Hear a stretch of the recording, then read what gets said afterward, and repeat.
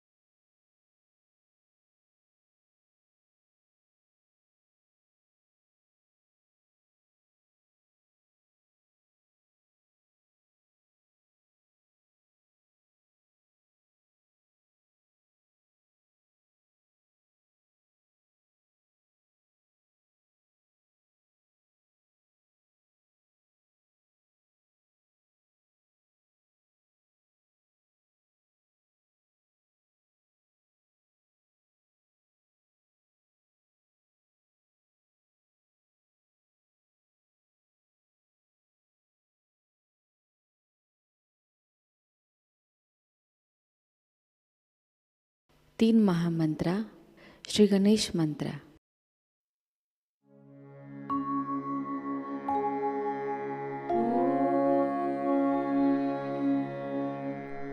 त्वमेव साक्षात् श्री महालक्ष्मी महासरस्वती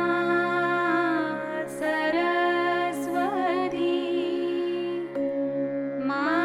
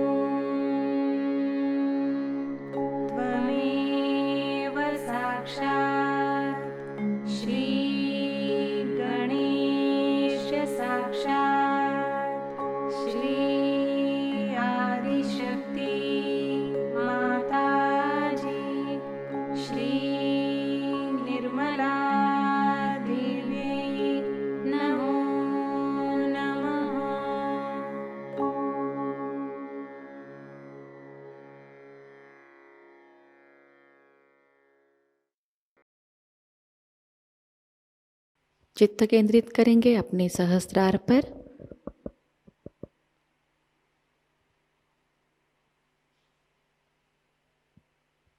परम पूज्य श्री माता जी कृपावंत होकर हमें निर्विचार अवस्था प्रदान कीजिए। श्री माता जी कृपावंत होकर हमें निर्विचार अवस्था में स्थिर कीजिए।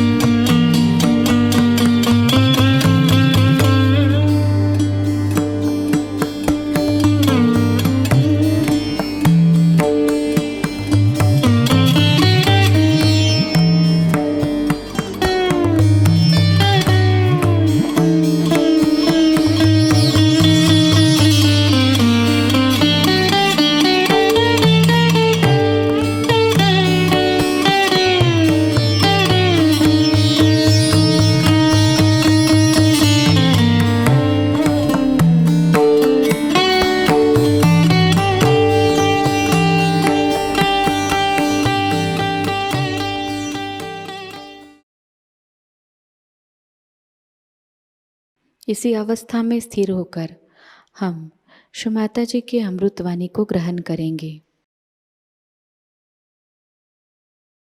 सभी साधकों को हमारा प्रणाम।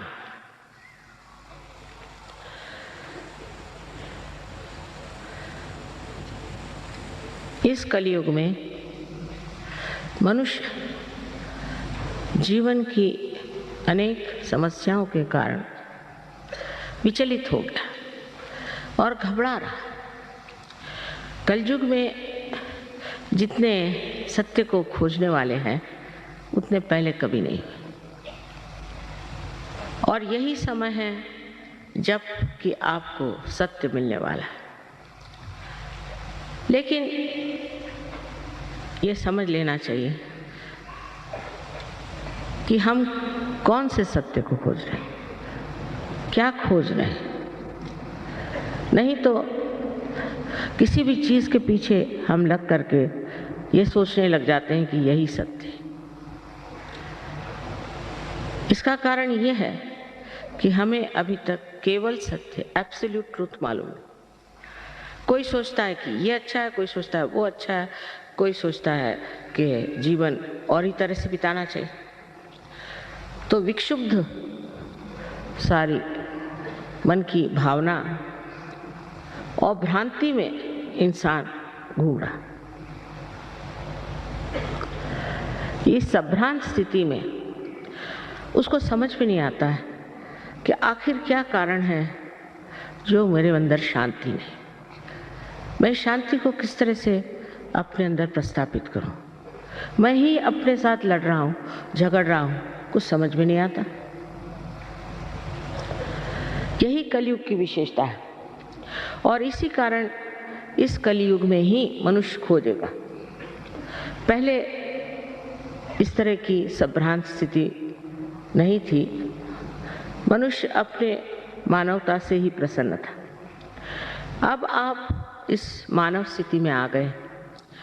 इस स्थिति में अगर आपको केवल सत्य मालूम होता तो कोई झगड़ा ही नहीं होता। हर एक इंसान एक ही बात सोचता। और कुछ भी समझाने से, बतलाने से मनुष्य सिर्फ मानसिक हो जाता है, मेंटल हो जाता है।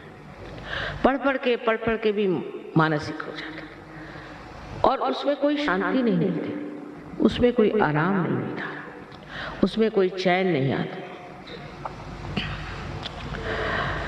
तो सत्य क्या है ये समझ लेना चाहिए। अब बात यह है कि मैं जो कुछ भी आपके सामने बात कहूँ इसे आप एकदम से मान्य मत करें, क्योंकि अंधश्रद्धा से हम लोग पहले ही पीड़ित हैं। स्पेशली बंगाल में तो मैं सोचती हूँ यहाँ पर इस कदर तांत्रिक ये वो सब ने जकड़ डाला।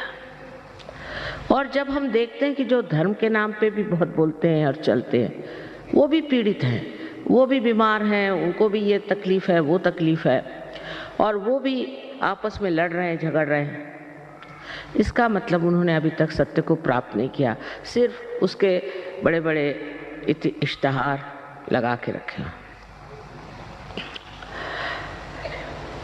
तब मनुष्य घबरा के पूछता है कि सत्य है क्या? सत्य और प्रेम ये दोनों एक चीज है। आश्चर्य की बात है कि इसका मिलाप लोग समझ नहीं पाते। समझ लीजिए आप किसी को नितांत प्रेम करते हैं तो आप उसके बारे में हर एक छोटी छोटी बातें जान लेते हैं, पर ये परमात्मा का प्रेम है, ये दैवी प्रेम है।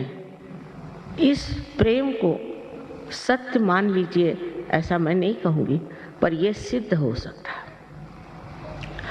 उसके लिए आपको इस मानव चेतना से, ह्यूमन अवेयरनेस से ऊपर उठना होगा, तभी आप समझ पाएंगे कि सत्य और प्रेम एक ही चीज है। और ये दोनों ही चीज, दोनों ही बातें, दोनों ही गुण ऐसे मनुष्य में होते हैं जिसने आत्म साक्षात्कार को प्राप्त कर लिया। और जिसने अभी तक आत्म साक्षात्कार को प्राप्त नहीं किया और जो सिर्फ ऊपरी तरह से बातें करता है और काफ़ी लेक्चर देगा या काफ़ी कर्मकांड कराएगा, उससे आज तक किसी का फायदा हुआ नहीं और न होगा। इसके लिए ज़रूरी है कि हम समझ लें सत्य क्या है। हम ये शरीर, बुद्धि, मन, अहंकार आदि उपाधियां नहीं, हम शुद्ध आत्मा है, ये सत्य। क्योंकि हम कहते हैं ये हमारा शरीर, ये हमारा मन, ये हमारी बुद्धि, हमारी हमारी हमारी, मेरी मेरी मेरी, ये मैं है कौन, इसे जानना है। और ये मैं ही शुद्ध आत्मा है जो आपके हृदय में विराजता है, वही शुद्ध आत्मा। उसको प्राप्त करना, उसका प्रकाश अपने चित्त में लाना ही एक तरह से आत्मा का दर्शन है। और दूसरा सत्य ऐसे है, जैसे आप देखते हैं चारों तरफ ये फूल हैं, कितने सुंदर फूल, और ये फूल जिस पृथ्वी तत्व से निकले हैं, कितना चमत्कार है कि हर एक तरह का फूल अलग अलग तरीके से आता है और इसके लिए कुछ पैसा नहीं देना पड़ता। माँ का पृथ्वी तत्व जो प्रेममय है वो अपने आप इसको पनपाता है, सुगंधित करता है और रंग बिरंगों से भर देता है। ये एक महान आश्चर्य की बात है कि हम इस बारे में सोचते ही नहीं कि जीवित कार्य कैसे होते। जैसे किसी डॉक्टर से पूछे कि हमारा हार्ट कौन चलाता है, हमारा हृदय कौन स्पंदित करता है, तो डॉक्टर ये कहेगा कि इसकी एक ऑटोनॉमस नर्वस सिस्टम है। तो ये ऑटो है कौन? स्वयं चालित संस्था है। तो ये स्वयं कौन है? वो स्वयं ही आपका आत्मा है। इसको प्राप्त कर लेना, उसका प्रकाश अपने अंदर लाना, ये आत्म साक्षात्कार हो। और इस चारों तरफ फैली हुई परमात्मा की प्रेम शक्ति जिसने ये सुंदर फूल उगाए जो हमारे हृदय को भी चलाते, उससे एकाकारिता करना, ये योग है। यही योग है और इसका जन्म सिद्ध अधिकार आप सब मानव जाति को है। लेकिन इसको प्राप्त करने के लिए अगर कोई मूढ़ हो तो वो नहीं प्राप्त कर सकता। कोई बेवकूफ़ हो वो नहीं, कोई उद्दाम मगरूर हो वो नहीं प्राप्त कर सकता। उसके लिए नम्रता चाहिए और मांग चाहिए कि हमें ये चीज़ चाहिए। हृदय से, प्रेम से। अगर मनुष्य अपने को ज़रा सा भी देखे तो वो अब एक अधूरा है और उसके अंदर अनेक शक्तियां हैं जिसका प्रादुर्भाव, मैनिफेस्टेशन हो सकता है। लेकिन उसके लिए मनुष्य को ये समझना चाहिए कि आप नम्रतापूर्वक इसे अपने हृदय से मांग, क्योंकि अगर प्रेम की शक्ति मांगनी है तो प्रेम पूर्वक ही मांगी जाती है। लड़ाई झगड़े से और परेशान करने से ये शक्ति कभी भी प्राप्त नहीं। इस शक्ति के बारे में आपको पहले बता ही चुके हैं वो कि त्रिकोणाकार अस्थि में ये शक्ति कुंडलिनी नाम की है।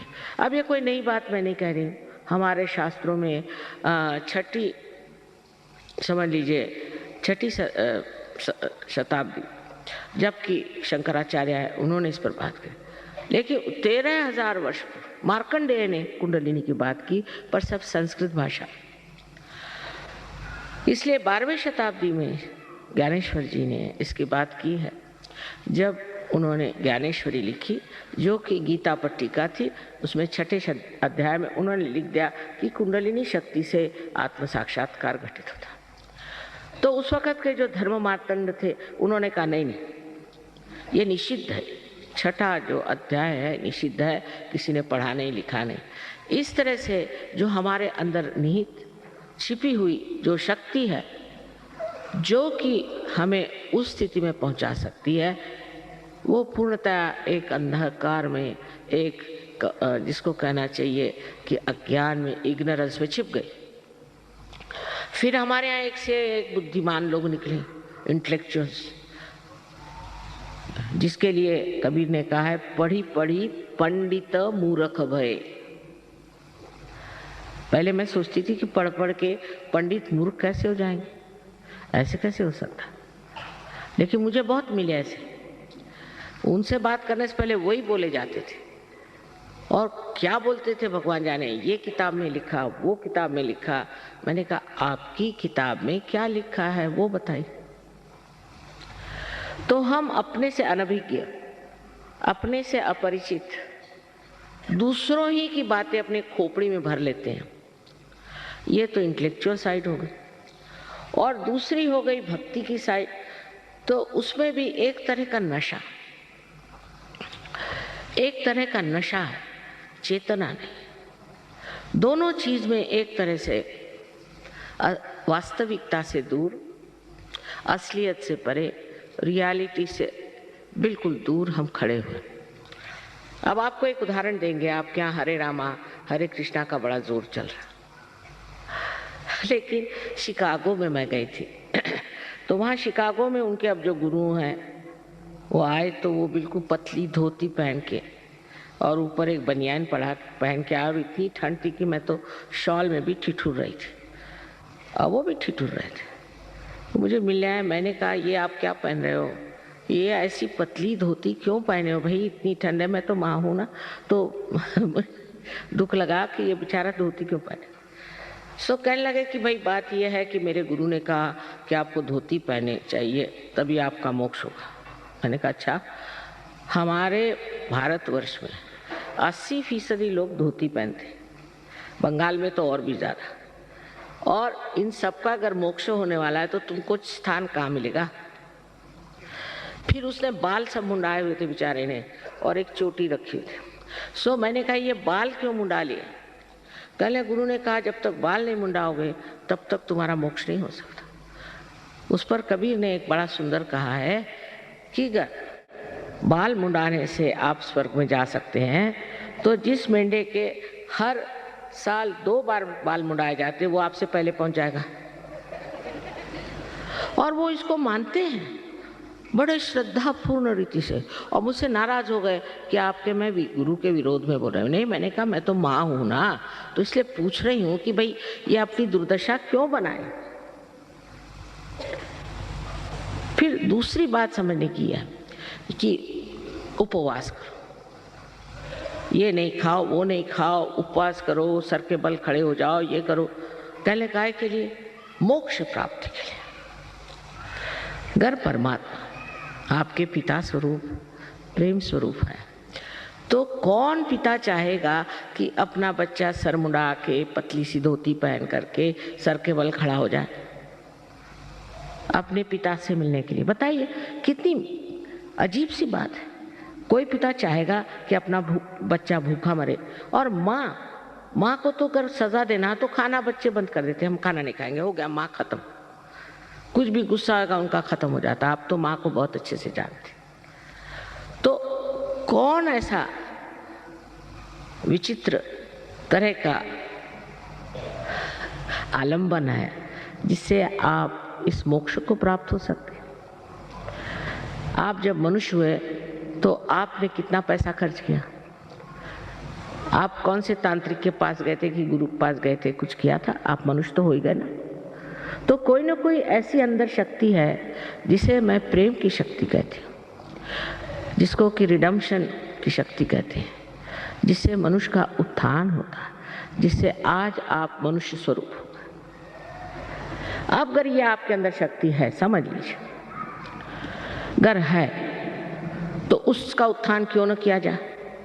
अब इसके लिए आप पैसा वैसा नहीं दे सकते, इसके लिए आप मुझे नहीं खरीद सकते। कोई अपने माँ को खरीदता है क्या? कम से कम अपने देश में तो कोई नहीं खरीदता, आप परदेश की बात करो।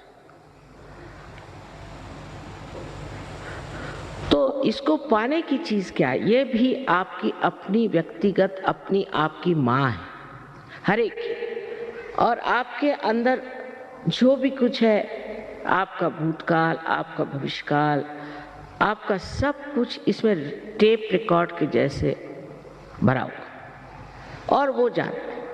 ये आपकी माँ व्यक्तिगत आपकी अपनी अपनी अलग अलग माँ है, वो आपके कुंडलिनी में स्थित है। और इसकी शक्ति को अगर जागृत करना है तो उसके लिए आप क्या पैसा दे सकते हैं? अगर समझ लीजिए इस पृथ्वी में आपको पृथ्वी माँ के उदर में एक अगर बीज आपको बोना है तो वो अपने आप सहज स्पॉन्टेनियसली पनप जाता है। उसके लिए क्या आप सर के बल खड़े हो, नहीं तो कुछ भी करो, उससे फायदा होगा? समझ की बात है। जो जीवित कार्य है वो सारा जीवित कार्य सहज होता है। सहज का माने दूसरा और ये कि सह माने आप और ज माने आपके साथ पैदा हुआ। ये योग का अधिकार है, इसे आपको प्राप्त कर लेना चाहिए। फिर उससे अनेक लाभ हैं। मुझे पता नहीं योगी जी ने आपसे क्या क्या लाभ बताए, लेकिन एक संसार में आप अगर किसी से प्यार करते हैं तो आप नहीं जानते कि सूक्ष्म में उससे कितने लाभ होते हैं। अगर आप प्यार करते हैं और वो भी आपसे प्यार करता है तो दोनों के आदान प्रदान में एक बड़ी सूक्ष्म सी संवेदना होती है जो बहुत सुखदायी और शांतिमय होती है। पर आजकल ऐसा प्यार तो देखने को नहीं मिलता। ऐसी तो कोई व्याख्या भी नहीं कर सकता। ऐसे कोई सेंटिमेंट्स ही नहीं होते। एक दूसरों को नीचे गिराने में, इसकी उसकी गर्दन काटने में ही हम लोग लगे। प्यार की तो बात छोड़ी, यहाँ तक कि जो बड़े भक्ति योग फलाना ठिकाना प्रीच करते हैं और बिठाकर लोगों से भक्ति कराते हैं, वो सब लोगों का ध्यान सिर्फ पैसा लेने पर है। ये समझ लेना चाहिए। इस पृथ्वी माँ को आपने कितना पैसा दिया है जो ऐसे सुंदर सुंदर फूल आपको दे रही है। पहली तो चीज है कि आप प्यार को खरीद नहीं सकते। खरीदा हुआ प्यार नहीं होता।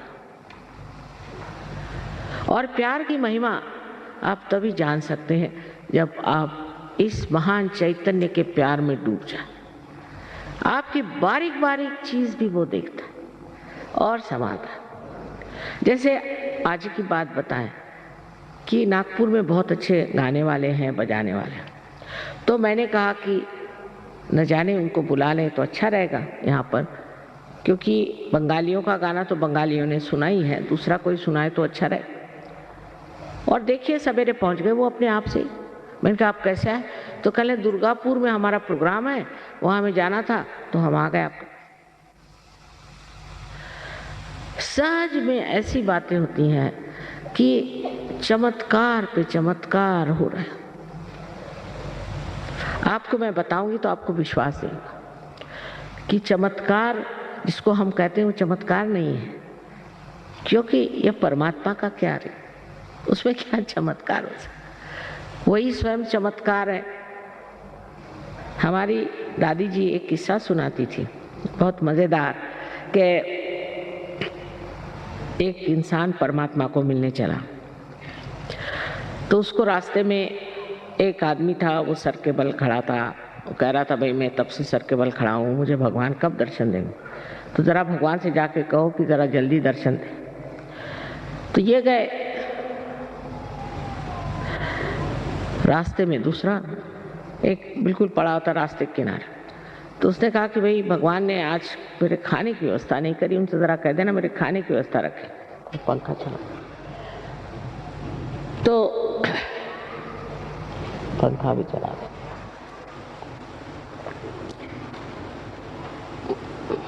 तो इन्होंने कहा कि अच्छा हम कह देंगे भगवान से। तो ये भगवान के पास जब गए तो उनका काम हुआ सो हुआ। उसके बाद भगवान ने पूछा कि भाई और कोई बात है? कहले हाँ एक बात है, वहाँ एक आदमी है बेचारा सर के बल खड़ा है, आपका इंतज़ार कर रहा है, आप ऐसा क्यों नहीं करते कि थोड़े उस पर मेहरबानी कर दें? कहला उससे कहना और थोड़े दिन करते रहो तो अच्छा रहेगा, हो जाएगा। उसके बाद दूसरे आदमी के बारे में उनका कि साहब उसको तो खाना नहीं मिला, ऐसे रास्ते पड़ा, कह रहा था भगवान से कह देना। अरे उनका खाने में ये कैसे हो सकता, एकदम उसका इंतजाम करो। तो ये अचंभे में पड़ गया कि वो तो सर के बल पर खड़ा है तब से, उसकी कोई परवाह नहीं, और ये ऐसी रास्ते पर ऑर्डर दे रहा और इसकी इतनी परवाह करे। अब ये प्रेम की बात है। तो उनसे परमात्मा ने कहा अच्छा तुम ऐसा करो, तुम नीचे जा रहे हो ना, तो दोनों से एक ही बात कर। क्या बात? कि मैं भगवान के यहाँ गया तो एक सुई के टोक में से उन्होंने सुई के छेद में से एक उसमें से ऊँट निकाल दिया, बस इतनी बात करना था। तो ये आए नीचे, तो पहले इनको वो मिला जो कि सर के बल खड़ा था, फिर जरा उनका भाई तुम ठीक आ जाओ, कहा कि अच्छा हम आएंगे कभी। भगवान ने कहा तो और क्या देखा तुमने? भगवान, अरे मैंने बड़ा आश्चर्य देखा कि उन्होंने सुई के छेद में से एक ऊँट निकाल दिया। अरे कहने क्या झूठ बोल रहे हो, भगवान के यहाँ क्या हुआ है, तुम तो मुझसे झूठ बता रहे। अच्छा कहने फिर वो दूसरा आदमी था उसके पास, अरे हाँ खाने का तो इंतज़ाम हो ही जाता, मैंने सोचा ऐसे ही बता दें। तो और क्या देखा तुमने? तुम बताया कि एक आश्चर्य की बात कि एक सुई के छेद में से उन परमात्मा ने एक ऊँट को निकाल दिया। अब इसमें जो सूक्ष्म बात है वो समझिए। तो वो कहता है इसमें आश्चर्य कौन सा? अरे वो परमात्मा है, वो ऊँट तो क्या दुनिया ही निकाल दे, न जाने विश्व के विश्व निकाल दे, वो परमात्मा है, तुम क्या समझते हो अपने को? ये एक नितांत विश्वास, क्योंकि आत्म साक्षात्कारी आदमी को उसका जो विश्वास होता है वो अंधा विश्वास नहीं होता, वो साक्षात में विश्वास। साक्षात कोई भी चीज अंधे से मान लेना ये मनुष्य के लिए शोभा नहीं देती। आप पहले इसका साक्षात करिए, पहले आप सत्य को जान लीजिए, और सत्य को जानने के बाद आप जानिएगा कि आप कितने महान और गौरवशाली हैं। अभी तो आप अपने बारे में कुछ जानते ही नहीं। जैसे कि किसी छोटे गांव में चले जाइए जहाँ बिजली नहीं कुछ नहीं, और टेलीविज़न ले जाइए और उनसे कहे कि देखो इसमें सब तरह की फिल्म आएंगी, फोटो आएंगे, ये कहला ये डब्बे में, इस डब्बे में, कहला हाँ इसी डब्बे में। जब उसका कनेक्शन हो जाता है तो वो हैरान, इस डब्बे में इस चीज़ कैसे है? ऐसे हम भी अपने को एक डिब्बा समझते हैं। और ख़ासकर बंगाल में मैंने देखा है कि इंसान बहुत निराश रहता है हमेशा, और रोने के गाने गाते रहता है, रोने में रहता है।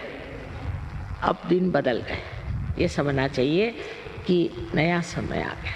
ये बड़ा एक विशेष समय, इसको मैं ब्लॉसम टाइम कहती हूँ, बसंत बहार कहती हूँ।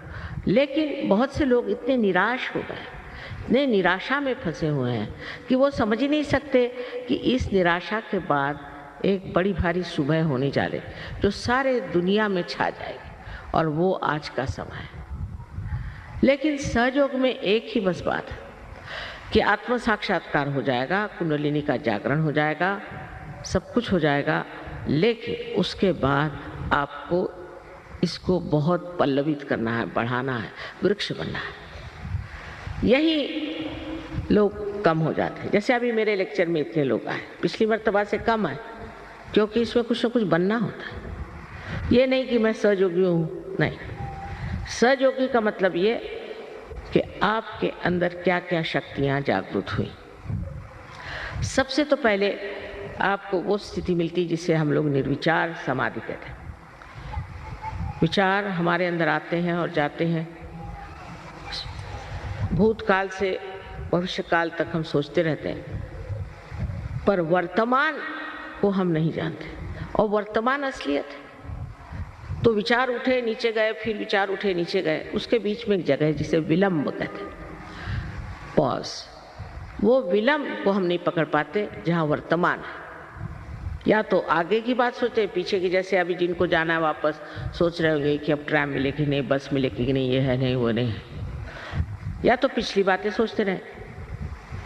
और मैं अगर कहूँ कि अभी वर्तमान में आप खड़े हो जाइए तो नहीं हो सकते, क्योंकि एक विचार उठा खत्म, दूसरा विचार उठा खत्म, और हम उसके ऊपर में नाचते रहते हैं।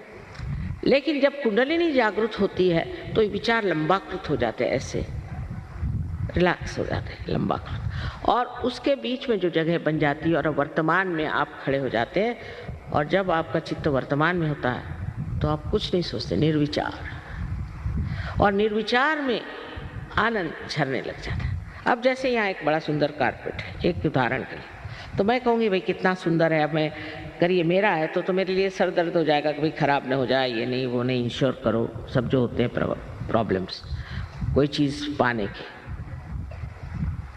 और मेरा नहीं दूसरे का है, तो मैं ये सोचूंगी कितने का मिला, कहाँ मिला, कब पाएंगे ये। लेकिन अगर हम निर्विचार इसे देखें तो इसको बनाने में जिस कलाकार ने अपना आनंद बूट दिया है, वही आनंद सर से लेकर नीचे तक ठंडा ठंडा बहना शुरू हो जाए, और उस आनंद में आप स्नात हो जाएंगे। जब आप निर्विचार हो जाते हैं तब आप अपने शांति में खड़े हो जाते हैं। शांति, ये कहने की बातें हैं कि शांति के बड़े बड़े इन लोगों ने ऑर्गेनाइजेशंस बनाए, शांति में अवार्ड्स दिए, ये वो। मैंने तो बहुत से लोगों को देखा है जिनको बड़े शांति अवार्ड्स मिले, इतने गर्म होते हैं, इतनी गर्म तबीयत कि उनसे अगर मिलना हो तो एक लकड़ी जाके लेके जाइए सामने, और नहीं तो लेके 2-4 झापड़ी मार देंगे आपको। कोई आप उनसे बात ही नहीं कर सकते, इतने गुस्से ले लो, उनमें कोई प्रेम की झलक भी नहीं। वो क्या शांति दें, और उनको इंटरनेशनल अवार्ड्स मिले, पता नहीं किस तरफ से देख के दिए उनको इंटरनेशनल। इस प्रकार हम लोग बिल्कुल भुलावे में रहते हैं, क्योंकि हमारे अंदर की जब शांति प्रस्थापित होती है तब हम समझते हैं कि शांत चित्त क्या होता है। जैसे कि आप पानी में खड़े हैं तो आप परेशान हैं उसकी लहरों से, क्योंकि लहरें आकर के आपको डरा रही कि कहीं डूब न जाए। पर अगर आप किसी नाव में चले जाए तो आप लहरें देख रहे हैं, मजा आ रहा है, आपको घबराहट नहीं। पर अगर आप तैरना जानते हैं तो आप कूदते हैं नीचे में, और जो डूब रहे हैं उनको बचा सकते हैं। इसी प्रकार सहयोग में आपकी प्रगति होती। पहले आप निर्विचार समाधि में उतरते हैं, फिर आप निर्विकल्प समाधि में उतरते हैं। कभी कभी ये किसी को दोनों एक साथ मिल जाते हैं, ये बड़ी आश्चर्य की बात है। दोनों चीज एक साथ घटित होती है, और इसमें इंसान जो है उस शांति को भी प्राप्त करता है और उन शक्तियों को भी प्राप्त करता है जो उसके अंदर निहित है। पर उसका कोई वो ये नहीं उसके लिए बाल मुंडा ले या उसके लिए भगवा वस्त्र पहने, कुछ ये सारे भाव अंदर। आपको तो राजा जनक की कहानी मालूम है, मुझे नहीं बताना चाहिए, पर जैसे अब मैं गृहस्थ हूँ, मेरे पति ऐसे ऐसे हैं, चलो उन्होंने कहा तो कपड़े पहन लिए अच्छे, कहा तो जेवर पहन लिए। जब किसी चीज को पकड़ा ही नहीं तो छोड़ेंगे क्या? अगर आपने पकड़ के रखा है तो आप छोड़ सकते हो, पर अगर पकड़ा ही नहीं तो छोड़ो क्या? इस तरह की स्थिति जो है संन्यास्त अंदर से होती है, बाह्य से दिखाने की स्थिति नहीं होती। बाहर से तो कपड़े सन्यासी के पहले अंदर धंधे चोरों के, इसका फायदा क्या है? तो ये जो ढोंग है ये सब खत्म हो जाता है, क्योंकि मानव अपनी इज्जत करने लगता है, अपना मान उसको होता है, उसके अंदर एक तरह की चमक आ जाती है कि मैं क्यों, मुझको क्या करना। और ये आत्म साक्षात्कारी लोग ही दुनिया में बड़ा बड़ा नाम करते हैं। जैसे अपने तिलक साहब, तिलक आत्म साक्षात्कारी थे, इसमें कोई शक नहीं। अब्राहम लिंकन थे, वो आत्म साक्षात्कारी थे। शास्त्री जी थे, वो आत्म साक्षात्कारी। हमें तो हम कहते हैं कि जो लोग आत्म साक्षात्कारी नहीं, वो कभी भी सत्य पे टिक ही नहीं सकते। आप कोई भी ऑर्गेनाइजेशन ले लीजिए, बस झगड़े शुरू आपस में। क्यों? क्योंकि असत्य पे खड़े हो, इसीलिए सब डामाडोल हो रहे हैं। तो पहले आपको प्राप्त करना चाहिए कि अपनी अंदर की शांति। इस शांति को प्रस्थापित किए बगैर आप कोई भी विश्व में शांति नहीं कर सकते। आपको आश्चर्य होगा, रशिया में यहाँ से कहीं अधिक लोग, सारा इससे बड़ा भी होता है स्टेडियम, सारा भर जाता है और सारे के सारे एक साथ पार हो जाते हैं। और इतने शांत चित्त लोग हैं रशिया के। कम्युनिज्म का यही फायदा मैंने देखा कि उनको किसी चीज़ से, जिसको कहते हैं कि किसी चीज़ को पकड़ नहीं है। उनकी गवर्नमेंट ने कहा अच्छा तुमको हम तुम्हारे फ्लैट्स दे देते हैं, ले लो। कहना ना, हमको नहीं चाहिए, तुम ही रखो। ये एक फायदा हुआ। उसमें 35 या 40% लोग बहुत ही बेकार हैं। उनको तो माल भरो सिगरेट दे दो तो भी चाहिए, वो खुद दे दो तो चाहिए। पर बाकी के जो है इतने कमाल के लोग हैं। जिस वक्त मैं कू हो रहा था, मैं वहाँ थी, तो मैंने कहा तुम लोग परेशान नहीं कि कू हो रहा है? कहले माँ हम कोई इस राज्य में थोड़ी रहते हैं, हम तो we are living in the kingdom of God, परमात्मा के साम्राज्य में रहते हैं, हमको क्या परवाह। और इस तरह से उन लोगों ने अपने को समझ लिया, इस तरह से पार हो जाते हैं। हजारों हजारों लोग रशिया में पार। एक गांव है तलियाती, वहाँ 21,000 सहयोगी है। सहयोगी है, इसमें फ़र्क है पार हो जाना और सहयोगी होना। और एक मजाक ऐसा है कि उन्होंने एक अमेरिकन सहयोगी से पूछा कि भाई अमेरिका में कितने सहयोगी हैं, तो उन्होंने कहा कि 57। तो कहा है तुम्हारे यहाँ 57,000 है, हमारे तो तलियाती में 21,000 है। तो ये फ़र्क अमेरिकन और एक रशियन का है। ये समझने की बात है कि जो रशिया में हालत हो गई वो यहाँ भी हो, इसमें कोई शंका नहीं। पर उसमें ये देखना है कि आप लोग सहज में हैं या नहीं, क्योंकि सहज ये मध्य मार्ग है, बुद्ध का बताया हुआ मध्य मार्ग। मध्य में आना चाहिए। एक एक्सट्रीम में राइट, एक एक्सट्रीम में लेफ्ट है, इसके मध्य में जो है वो सहयोग है और आप मध्य मार्गी होते हैं। आप बुद्धिस्ट नहीं होते, वो भी एक नमूने हैं, बुद्धिस्ट को छोड़िए। पर मैं कहती हूँ कि आप मध्य मार्गी हो जाते हैं, असलियत में मध्य मार्गी हो जाते हैं। एक संतुलन आपके अंदर आ जाता है। उसके बाद आपके अंदर, अब ये बंगाल तो कला के मशहूर है, बहुत कला है, लेकिन उस कला का प्रादुर्भाव नहीं, उस कला के संसार में कहना चाहिए कि लोगों को पहचान। और वो कला जो आपके अंदर आज ऐसी ही बंगाल में घुट रही है, वो सारे विश्व में फैल जाए, क्योंकि आपके अंदर एक ऐसी व्यक्ति जागृत हो जाएगी जो एक विशेष रूप की कला को बढ़ावा देने के लिए, उसके प्रादुर्भाव के लिए एक विशेष रूप से कार्यान्वित होगी। अब हमारे यहाँ बहुत से कलाकार सहयोग में आकर के कहाँ से कहाँ पहुँच गए। आपने देबू चौधरी का नाम सुना होगा।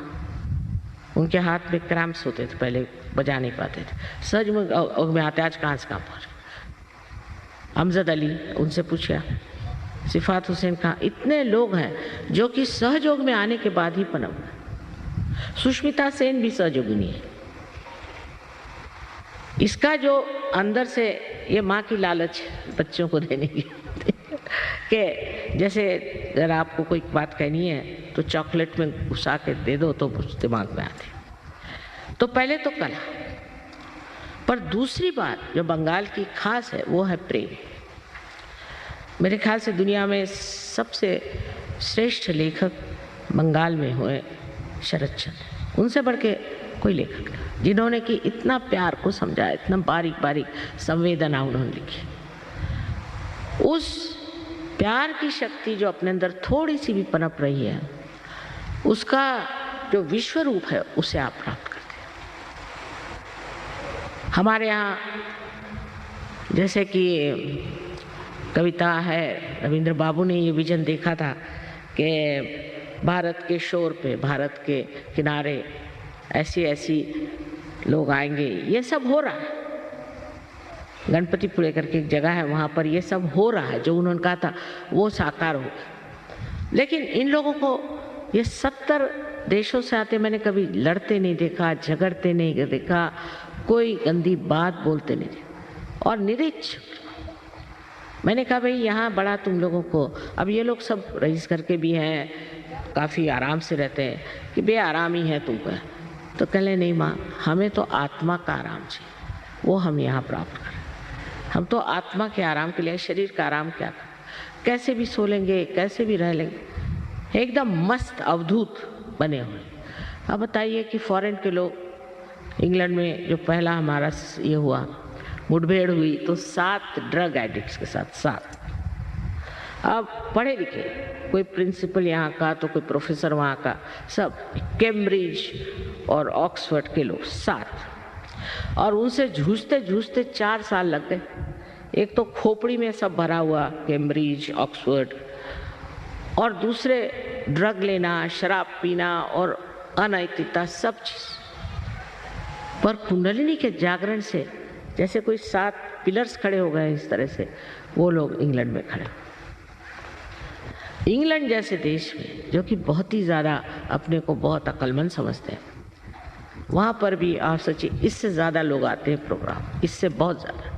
वहाँ का रॉयल अल्बर्ट हॉल भी को घचा घच भर जाता। अब ये ज़रूर है कि बंगाल में देर से आए, लेकिन तो भी मुझे लगता है कि बंगाल देश का सबसे ज़्यादा अधिकार सहयोग को प्राप्त करने का, क्योंकि यहाँ एक से एक कर्मवीर हो गए, धर्मवीर हो गए, हर तरह के लोग यहाँ। और इस देश में सहयोग फैलना बहुत ज़रूरी है। अब इसमें ऐसा है कि पहले आपको देख करके आप जब सहयोगी में आएंगे, आप जब इसको प्राप्त करेंगे और जब आप में सब शक्तियाँ आएंगी, तब तो ना दूसरे लोग आएंगे। लेकिन अभी आधे लोग उठ के चले गए, ऐसा और कहीं नहीं होता। आपको आश्चर्य, एक पत्ता नहीं हिलता, क्योंकि सब लोग अपना भला चाहते हैं। सब चाहते हैं कि हमारा कल्याण। उस चीज़ की अगर ध्यान करके आप बैठे तो आपको आत्म साक्षात्कार देना बहुत आसान है। आपके बच्चों के आज प्रश्न खड़े हो रहे हैं, और आगे की प्रोजिनी कैसी होगी उसका पता नहीं। एक तो ये जो कुछ भी पाश्चिमात्य वेस्टर्न इन्फ्लुएंस हमारे अंदर आ गया, उससे हमारे बच्चों का कितना नाश हो रहा है। ये सब चीज़ अगर आपको रोकना है तो आप बच्चों को सहयोग में लाएं।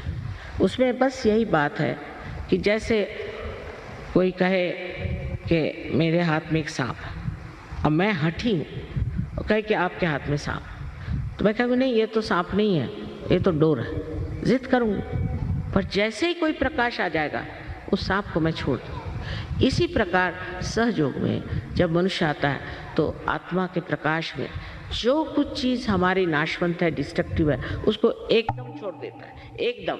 मैंने तो यहाँ तक देखा है कि एक रात में लोगों ने ड्रग्स छोड़ दिए, हजारों लोगों ने।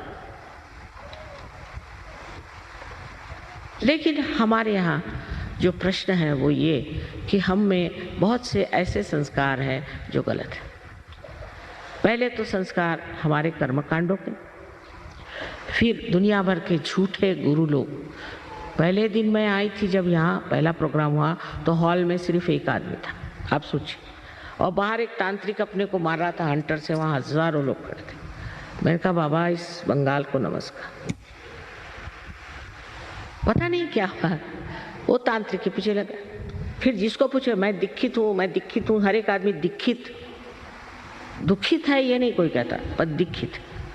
और इस दीक्षा में आपने क्या प्राप्त किया, कम से कम ये तो पूछना चाहिए खुद से। मैं इसलिए आज साफ साफ कह रही हूं कि किसी भी चीज से एक माँ ये पूछे कि बेटे तुमको क्या मिला,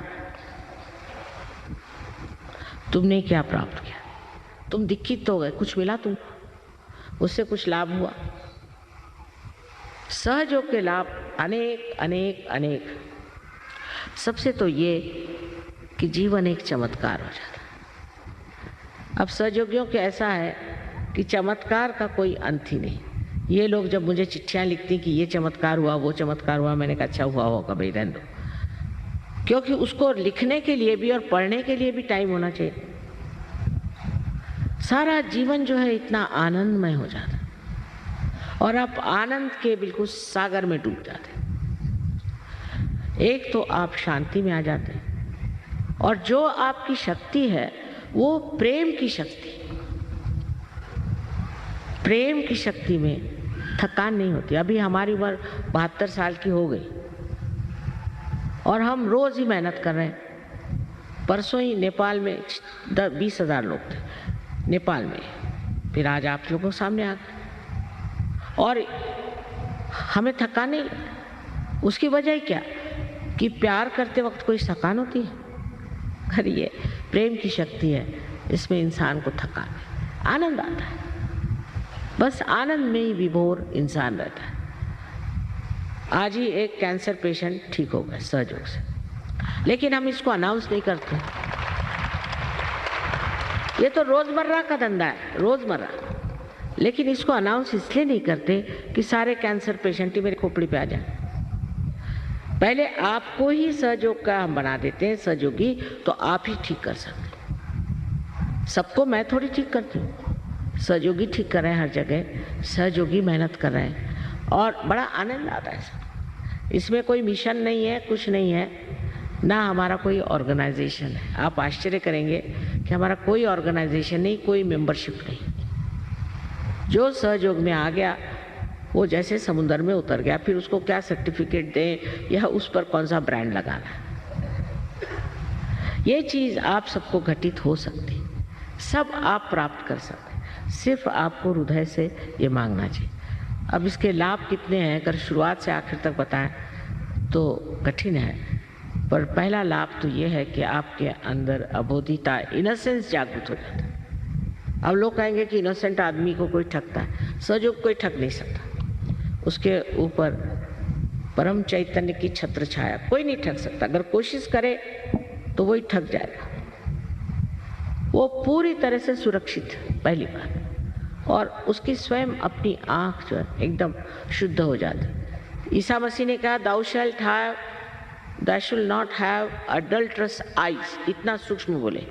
आंख में भी लस्ट और ग्रीड नहीं होना चाहिए। यह सहयोग में सिद्ध है। आंख में चमक आ जाती, और ऐसा आदमी अगर किसी की ओर कटाक्ष भी डाले या ध्यान भी दे, चित्त दे, तो भी उस आदमी की शांति हो जाती है। उसके घर में आराम आ सकता है। उसके चरण अगर किसी के घर में पड़ जाए तो वो घर भी ठीक हो सकता है। सबसे बड़े इससे समृद्धि आती है। अगर आप चाहते हैं कि बंगाल में समृद्धि आए तो आप सर्च को लें, क्योंकि इसमें आपका लक्ष्मी तत्व जागृत होता है। जब आपका अटेंशन, आपका चित्त एकाग्र होकर किसी चीज को पकड़ता है और जब आपकी बुद्धि में आत्मा का प्रकाश आ जाता है तो न जाने कहां से कहां लोग चले गए। समृद्धि भी बहुत आती है, पर समृद्धि ऐसी नहीं आती कि आप शराब पियो और ये करो वो करो। बहुत व्यवस्थित एक, इसको कहना चाहिए, शानदार इंसान बनते हैं। अपने प्रति बहुत आदर और दूसरों के प्रति आदर हो जाता है। आदर से भी कहना चाहिए प्यार, और एक ऐसा प्यार जो बिल्कुल निर्वाज, शुद्ध, निर्मल है। ऐसा प्यार आपको एक दूसरे से प्राप्त भी होता है और आप एक दूसरे को देते भी। आज आपको पता है महाराष्ट्र से यहाँ 100 लोग आए हुए।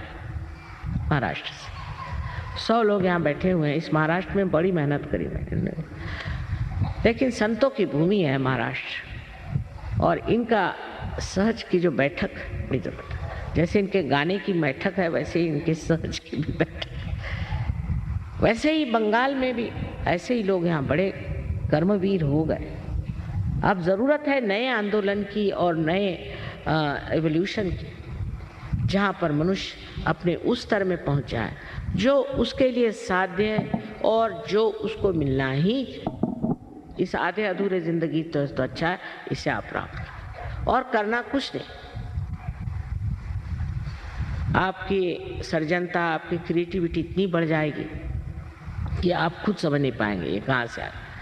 ऐसे ऐसे लोग जिन्होंने कभी कविता तो क्या, कोई भी लेख भी नहीं लिखा, ऐसे कविताएं,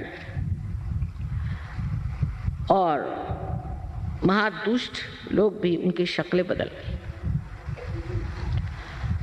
इसमें ये समझ लीजिए कि एक मनुष्य एक नए अवतरण में उतर आता है और ये सब आपका ही है, मेरा क्या। आप ही की कुंडलिनी और आप ही का पाना, सिर्फ एक जागृति की बात है। जागृति हो जाए, जैसे कि एक बीज में से एक अंकुर निकल आता है, इस तरह से जागृति हो जाएगी। पर जागृति के बाद उसको वृक्ष बनाना आपको जरूरी है। इसमें कच्चे पड़ जाते हैं। इसमें मैं कहूँगी रशियंस ज़बरदस्त होगा। और नॉर्थ इंडिया में दिल्ली जैसी जगह 16,000 सहयोगी हैं। आप समझ सकते हैं कि नॉर्थ इंडिया, जहाँ की उनको दत्तात्रेय कौन मालूम नहीं, कुछ कुंडलिनी को कुंडली कहते थे, ऐसे लोग इतने ऊंचे पद पर क्यों चले गए? उनमें कंडीशनिंग नहीं, कुछ कोई उनमें ऐसे संस्कार बैठे नहीं जिससे वो जकड़ गए। और बंगाल में तो सबसे सृजन शक्ति सबसे ज्यादा है। यहाँ पे भक्ति है, सृजनता है, सब कुछ है। सिर्फ एक बात की कमी कि अपने ऊपर विश्वास नहीं, आत्मविश्वास नहीं। अपने को हमेशा कमी ही समझते हैं। जब तक आत्मविश्वास नहीं होगा तब तक सहयोग आप साध्य नहीं कर सकते, क्योंकि आप ये हैं, मैं कहती हूँ आप यही हैं कि आप उस महान शक्ति को प्राप्त करें। आप में सब कुछ निहित है, लेकिन विश्वास नहीं, आत्मविश्वास नहीं। यही सोचते हैं कि हमने तो ये गलती करी, तो हमने वो गलती करी, हमेशा गिल्टी फील करते हैं। हमको कैसे मिलेगा, हम कैसे, अभी मैं कह रही हूँ आपको मिलेगा सब। सिर्फ आत्मविश्वास हो कि हमें मिलने वाला है, ये हमें मिलने का है और ये हमारा अपना हक है प्राप्त करना। और बहुत आसानी से सहज आपको मिल सकता है। अपने ऊपर पूर्ण विश्वास होना चाहिए कि आज ही आप सबको ये प्राप्त हो। एक बार इसी अवस्था में हम निशब्द ध्यान में बैठेंगे।